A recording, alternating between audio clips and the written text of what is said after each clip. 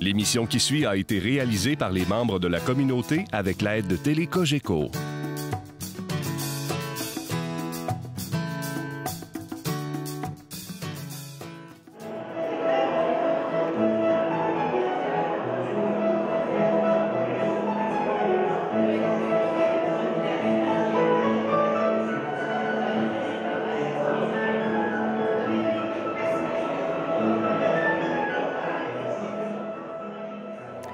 On est en compagnie actuellement de Mme Florence Castonguay. Bonjour, Mme Castonguay. Bonjour. Mme Castonguay, racontez-nous un peu votre parcours. D'une part, vous êtes née dans quelle région? Dans l'Abitibi. Et... Rapide danseur. Rapide danseur. Pour situer les gens, le rapide danseur, c'est à peu près où? Vous avez Amos, Rouyn-Noranda, rapide du Parquet, puis plus en arrière, Roquemort, Saint-Laurent, rapide danseur et dans le coin. Et est-ce que vous avez resté longtemps du côté de l'Abitibi ou si vous avez... 17 ans. 17 ans? Oui. Et par la suite, est-ce que vous êtes envenu dans la Beauce ou il y a eu une transition via l'Ontario? Alors, il y a eu une transition via l'Ontario. Qu'est-ce qui vous a... C'est une gardienne d'enfants. OK. Puis là, j'ai rencontré mon mari. Ça fait que qui prend pays, prend mari, ou prend mari, prend pays. Exactement. Ça fait qu'on a vécu du côté de l'Ontario 15-16 ans. Donc 13 ans à Ottawa. Et c'est là que j'ai commencé l'implication dans le bénévolat. Et quelle était votre implication bénévole là, dans la région d'Ottawa? J'ai commencé avec... je me suis engagée pour 1 an avec les guides françaises de ce temps-là. OK. Et puis, après 1 an, bien, ça a continué 2 ans, 3 ans, et ça fait 20 ans que...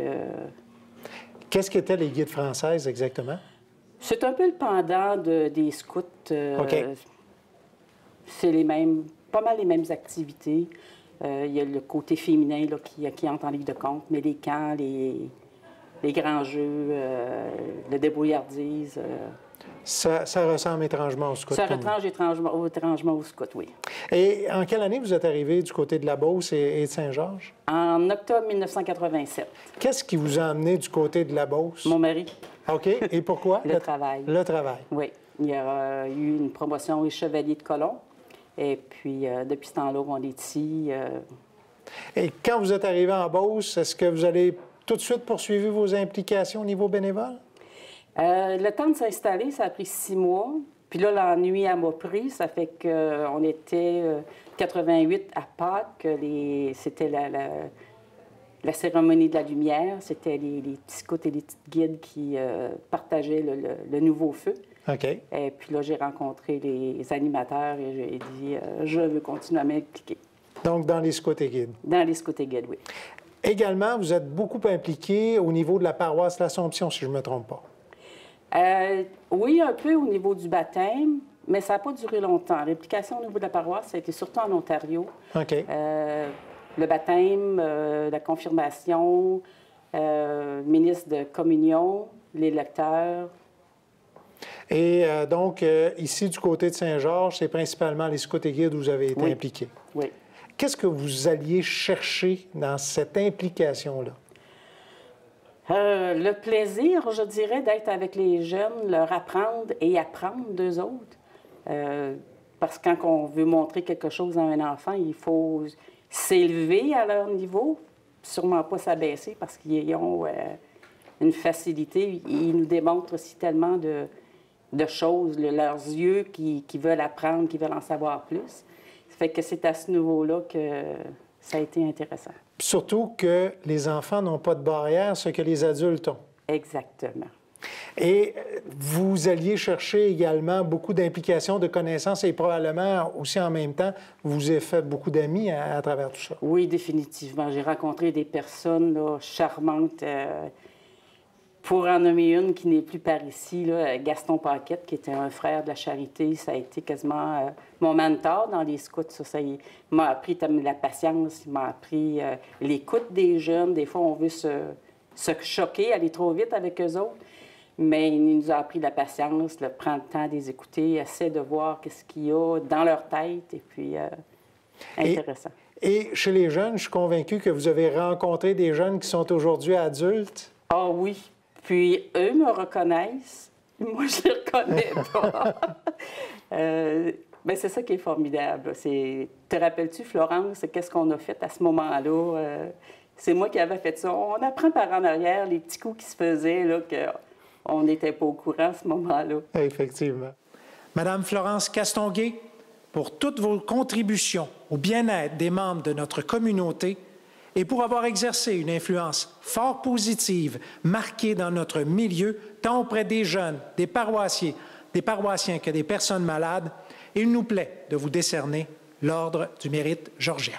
Madame Castonguay.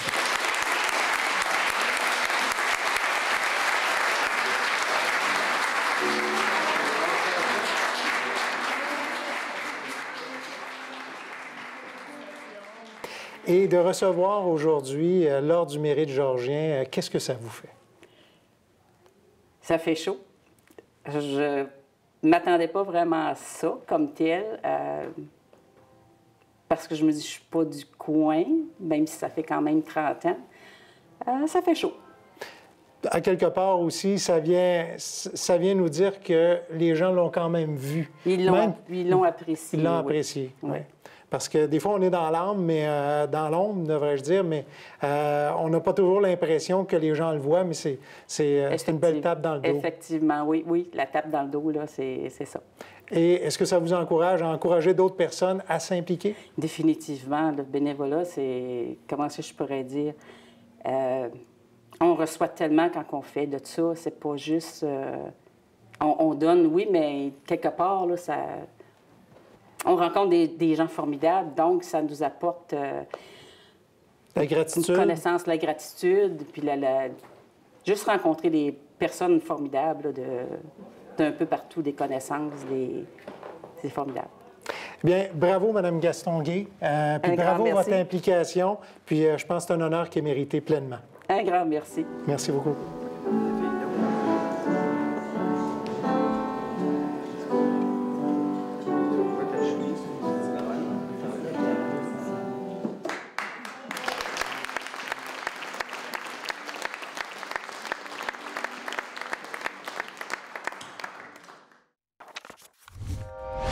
Télé Cogeco, un service exclusif aux clients de Cogeco.